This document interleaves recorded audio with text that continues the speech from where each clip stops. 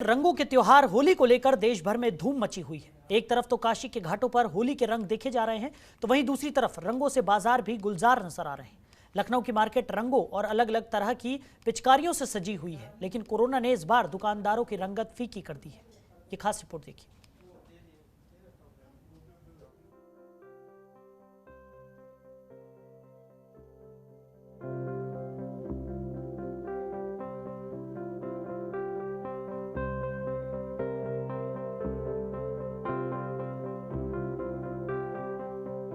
रंगों के त्योहार होली की खुमारी बाजारों में भी दिखने लगी है। बाजारों में पिचकारी की बड़ी बड़ी खेप पहुंच गई।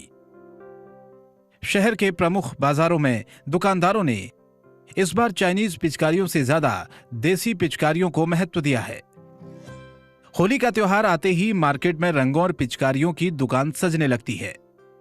लोग दुकान तक पहुंच तो रहे हैं, लेकिन कोरोना के चलते मार्केट का माहौल फीका नजर आ रहा है। बुराई पर अच्छाई की जीत का महापर्व होली का त्योहार अपने साथ कई उमंगें और खुशियां लेकर आता है। होली के रंगों की यही खुशियां शहरों और कस्बों के बाजारों की रंगत को ही बदल देती है। यही नहीं, होली का पर्व नजदीक आने के साथ ही बाजारों में खरीदारों की भीड़ उमड़ने लगती है।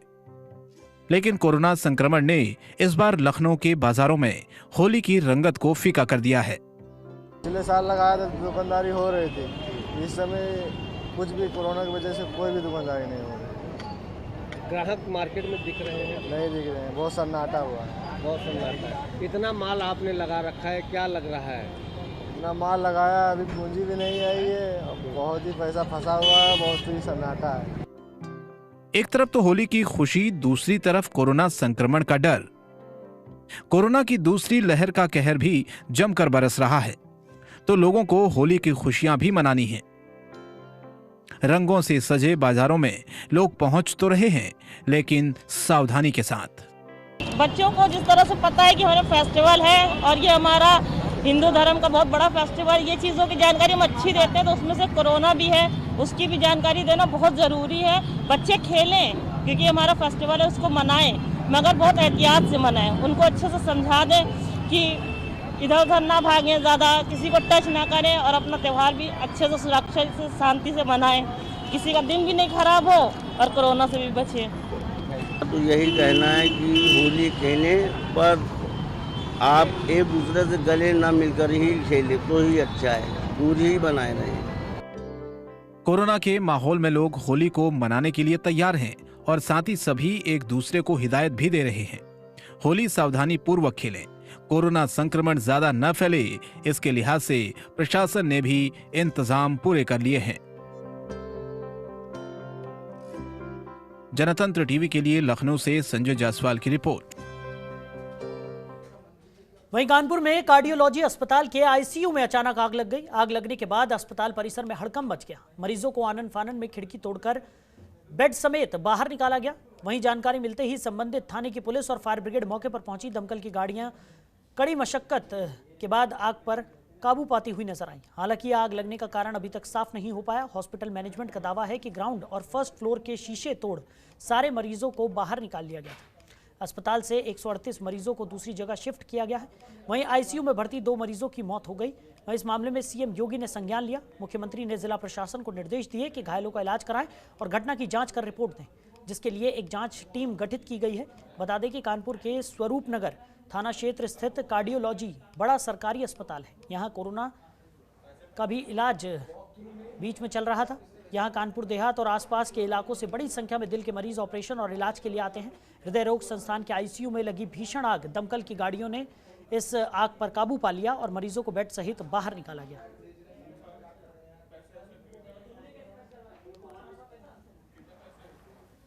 वहीं सहारनपुर के बेहट तहसील के गेट पर बाइक पार्किंग में लगाने को लेकर एक शख्स ने पार्किंग ठेकेदार पर पिस्टल तान दी। हाथापाई के बाद कुछ लोगों के बीच बचाव करने पर मामला शांत हुआ, तो वहीं पिस्टल लहराने का वीडियो सोशल मीडिया पर जमकर वायरल हो रहा है। खास बात तो यह है कि तहसील से कुछ ही कदमों की दूरी पर उप जिलाधिकारी और पुलिस क्षेत्राधिकारी का कार्यालय है। अब सवाल ये उठता है कि पंचायत चुनाव को लेकर जहां पुलिस और प्रशासन सजग है और लाइसेंसी शस्त्र जमा करा रही है, ऐसे में बाइक सवार शख्स के पास ये पिस्टल कहां से आई और पिस्टल निकालने का ये वीडियो वायरल होना भी सवालिया निशान खड़े करता है।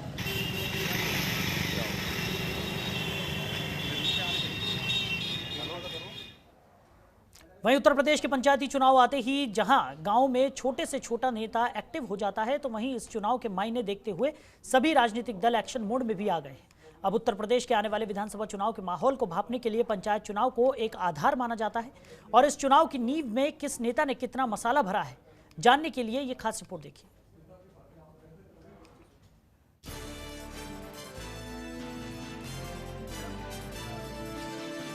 उत्तर प्रदेश में पंचायत चुनावों को फतेह हासिल करने के लिए राजनीतिक दलों ने गली गली घर घर जाकर प्रचार प्रसार करना शुरू कर दिया है।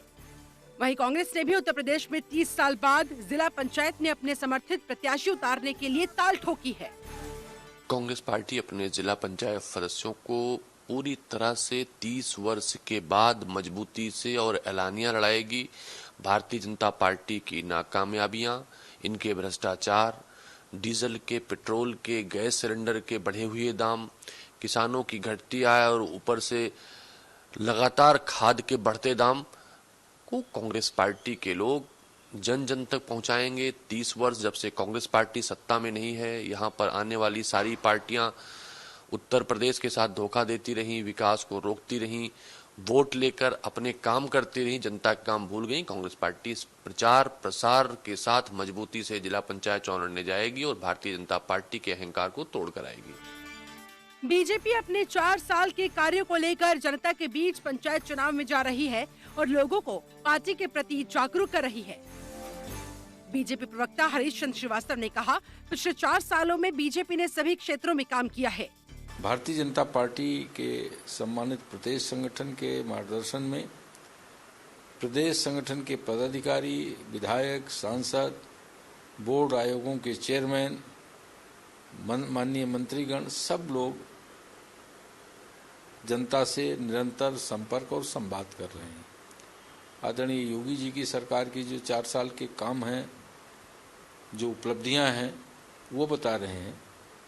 भ्रष्टाचार मुक्त और अपराध मुक्त उत्तर प्रदेश के लिए जो काम हुआ है वो आज उत्तर प्रदेश की सम्मानित जनता के सामने है। किसानों की जो एमएसपी पे जो फसलों की खरीद हुई है, गन्ना किसानों का भुगतान हुआ है, घर घर गांव गांव बिजली पहुंचने लगी है और गरीबों के मकान बने हैं, शौचालय बने हैं, संपर्क गांव के संपर्क मार्ग बने हैं। ये सारे जो विकास कार्य हैं वो जनता के सामने हैं। ऐसे में सपा बसपा, जो कि उत्तर प्रदेश के क्षेत्रीय दल माने जाते हैं, उन्होंने भी पंचायत चुनाव में अपने समर्थन से प्रत्याशी उतार के बीजेपी कांग्रेस को मात देने के लिए रणनीति तैयार कर ली है। देखिए, भारतीय जनता पार्टी 2017 में बड़े सपने दिखा करके आई थी। नौजवानों को भी, किसानों को भी, बेरोजगारों को भी, बहन बेटियों की सुरक्षा की बात की थी, महंगाई खत्म करने की बात की थी। लेकिन बीजेपी सरकार आने के बाद सब तबाह हो गए, बर्बाद हो गए। जिनके पास रोजगार था वो छिन गया, जो बेरोजगार थे उन्हें लाठियां मिल रही हैं, बहन बेटियों की आबरू बच नहीं पा रही। भारतीय जनता पार्टी के लोग ही उसमें शामिल हैं। तो मुझे लग रहा है कि जिस तरीके से लोग परेशान हैं, पंचायत चुनाव में आपको 2022 का असली चेहरा देखने को मिलेगा। हालांकि उत्तर प्रदेश के पंचायत चुनाव में ये तस्वीर और ज्यादा साफ हो जाती है कि आने वाले विधानसभा चुनाव में किसका पलड़ा भारी रहेगा।